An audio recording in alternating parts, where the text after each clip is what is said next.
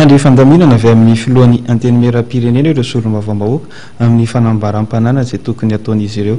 Tsy mametraka olana amin'izany moa izy ireo raha nambaran'ny solombavambahoaka ny Tomasina voalohany sy ny solombavambahoaka ny Toliara voalohany.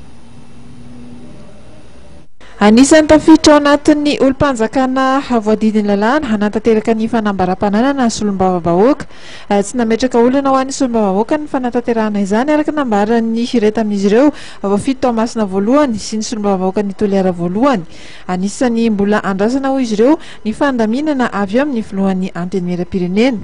Tsy vato misakana ho an'ny fampandrosoana ny Madagasikara ny fanambaram-pananana ho an'ny nataon'ny député fa nazay anaty zay moa zany izy ny député dia olona voafehiny lalàna vonona hagnatanteraka an'izay amin'ny fotoana magnety azy. Ny solombavambahoaka amin'ny resaka fanambaram-pananana aloha tsy dia manana olana firy fa zavatra tsindrina fotsiny hoe misy mpifehy ty Assemblée nationale ty ka rehefa miteny ny président ato amin'ny Assemblée nationale hoe atao ny déclaration patrimoine député io dia tsy dia hitanay loatsy ny olanany ary zahay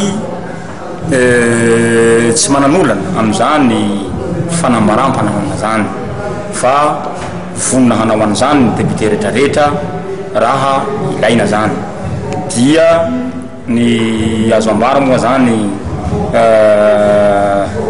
ho hen'ny vahoaka malagasy fa ny député dia tsy tantambola ny député ka rehefa taina iarana moa zany raha amin'ity fanjakana misy ity fa hoe hatao izay déclaration patrimoine zay dia tsy hitanay ny olona fa afaka manao zay.